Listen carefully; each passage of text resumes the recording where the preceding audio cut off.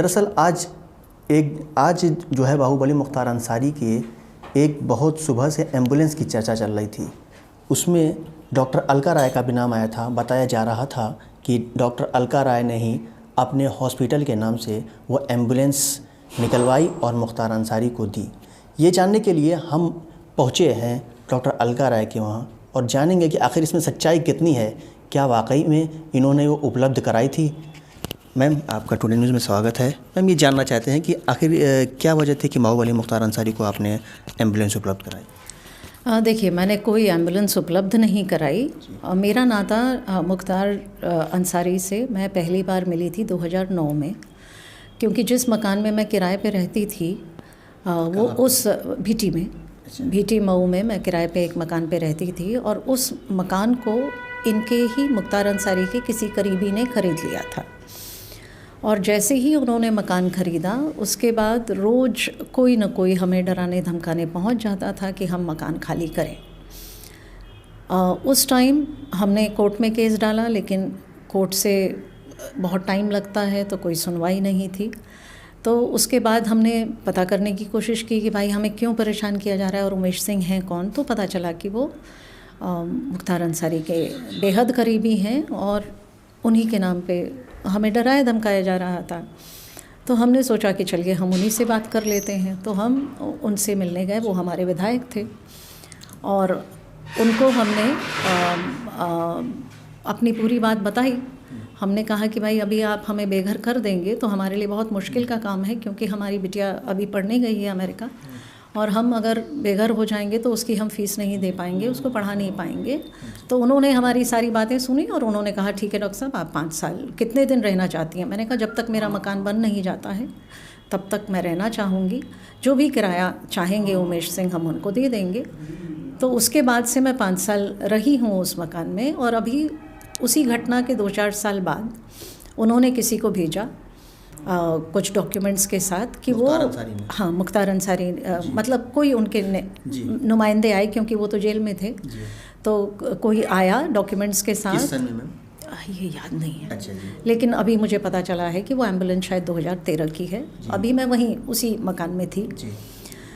तो वो डॉक्यूमेंट्स मेरे सामने आए और उन्होंने कहा कि हम एक एम्बुलेंस लेना चाहते हैं जन सेवा के लिए और किसी हॉस्पिटल के नाम पे ही एम्बुलेंस मिल सकती है, तो आप कृपया साइन कर दें डॉक्यूमेंट्स पे, तो हम एक एम्बुलेंस लेके और जन सेवा में उसको रखेंगे। हम उनको ना नहीं कह पाते थे, नहीं कह पाए। उनका हमारा एहसान था कि हम बेघर नहीं हुए थे। हमने वो डॉक्यूमेंट साइन करके दे दिया और वो दिन और आज का दिन हमें नहीं पता कि वो एम्बुलेंस की कोई हमें जानकारी नहीं है। आज आप लोगों के ही द्वारा हमें पता चला कि वो एम्बुलेंस बाराबंकी में रजिस्टर्ड है। बाराबंकी से मेरा कोई दूर दूर से नाता नहीं है। मैं कहीं कभी गई भी नहीं हूँ बाराबंकी। तो अभी हमारे इंस्पेक्टर साहब आए थे, उन्होंने कहा कि आपके गए बगैर कैसे रजिस्ट्री हो गई एम्बुलेंस की। मैंने कहा मुझे नहीं पता, लेकिन मैं नहीं गई हूँ कभी बाराबंकी। आज तक जीवन में कभी बाराबंकी का मुँह नहीं देखा मैंने। मैं 19 साल से मऊ में हूँ, मेरा अस्पताल मऊ में ही चल रहा है और जो भी नाता यहाँ मऊ का हर नागरिक का मुख्तार अंसारी से है वो मेरा भी है। वो हमारे विधायक हैं और मैं मऊ की नागरिक हूँ। तो जिस तरह बताया जा रहा है कि आप मुख्तार अंसारी को एम्बुलेंस के उसके बाद आपने जानने की कोशिश नहीं किया कि वो एम्बुलेंस निकली तो वो कहाँ गई एम्बुलेंस, या क्या जनता को मिल रही है? क्योंकि आपने जनता के लिए ही किया था कि जनता को लाभ मिलेगा। आपने जानने की कोशिश नहीं की? नहीं, मैंने अपना एहसान का बदला चुकाया था बस। उसके बाद में मैंने उसके बारे में कोई भी संज्ञान लिया नहीं। मैंने अपना जो भी करना था, मुझे लगा कि उन्होंने मुझे बेघर होने से बचाया है। मैंने एक डॉक्यूमेंट पे दस्तखत किया है उनके कहने पे। उनके भी नहीं, वो नहीं थे, कोई और था। किसी के कहने पे हमने एक डॉक्यूमेंट पे साइन किया है। लेकिन वो एम्बुलेंस का उसके बाद मुझे कोई जानकारी है ही नहीं कि वो आई भी, एम्बुलेंस आई भी, वो खरीदी भी गई, नहीं खरीदी गई। मैंने आज सुना है कि वो फाइनेंस भी हुई थी। मुझे उसके बारे में कोई कुछ भी जानकारी नहीं है। अच्छा, बताया जाता है कि बाहुबली माफिया मुख्तार अंसारी जिसका आगे माफिया नाम लगा रही है, बताया था वो गरीबों का मसीहा है, कोई रॉबिन हुड कहता है, कोई कुछ कहता है। जैसा आपने बताया उसे लगा गरीबों का वो मसीहा नज़र आया है। तो क्या कहेंगी इसको लेकर के आप?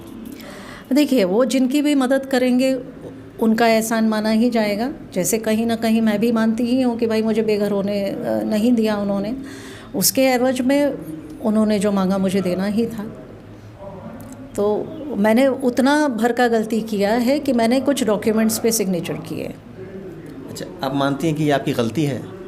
डेफिनेटली, आज तो आप लोगों ने मुझे गलती का एहसास करवा ही दिया, लेकिन मुझे लगता है कि 100 बार अगर ऐसी सिचुएशन आएगी तो 100 बार यही काम करूँगी मैं। ये हमारे साथ थी डॉक्टर अलका राय, जो कि बता रही थी दरअसल कुछ साल पहले इनके साथ किराएदार ने बड़ी किराया मांगते थे, बहुत परेशान करते थे इनको। उसके एवज़ में मुख्तार अंसारी ने इनको 5 साल रहने के लिए इनको सहारा बने, और फिर उसके बाद शायद वही मुख्तार अंसारी इनके पास कागज़ भेजते हैं, सिग्नेचर करवाते हैं। शायद यही वजह थी कि इनको इन्होंने एम्बुलेंस की जो कागज़ात थे उस पर सिग्नेचर किए। फ़िलहाल अब के लिए इतना ही, हमें दीजिए इजाज़त। नमस्कार। नमस्कार दोस्तों, मेरा नाम है संजीव प्रताप और आप देख रहे हैं अपना पसंदीदा यूट्यूब चैनल द खबरीलाल। आज फिर हाजिर हूँ एक और धमाकेदार वीडियो के साथ। जी हाँ, ये वीडियो आपने पूरा देखा होगा मुझे उम्मीद है, और अब आपसे एक छोटा सा निवेदन है, इस वीडियो को ज़्यादा से ज़्यादा लाइक करें और शेयर करना अपने चित परिचितों के पास न भूलें। तो आपने देखा कि कुछ साल पहले कैसे एक महिला की जिसके सिर से छत छीनी जा रही थी या छिन रही थी, उसकी मुख्तार अंसारी, माफिया मुख्तार अंसारी ने मदद भी की थी। और इस जो महिला हैं, डॉक्टर हैं पेशे से, और उन्होंने उनके लिए क्या क्या कहा है ये बात पूरी आपने सुनी है। और ऐसी ही बातें तमाम जो क्षेत्र के वहाँ के लोग हैं, मुख्तार अंसारी के घर के आसपास या उनके क्षेत्र के, वो लोग भी इस तरह की बातें, जानकारियाँ और कहानी किस्से भी बता रहे हैं। तो ऐसी रोचक और कहानियों से रूबरू होने के लिए हमसे जुड़े रहें। तो जल्द मिलते हैं एक और धमाकेदार वीडियो के साथ। मुझे दीजिए अब इजाज़त। जय हिंद, जय भारत। और आपको हमारी किसी वीडियो से कोई शिकायत है तो अपना मैसेज कमेंट बॉक्स में लिखें, हम और हमारी टीम जल्द उस पर अमल करेगी।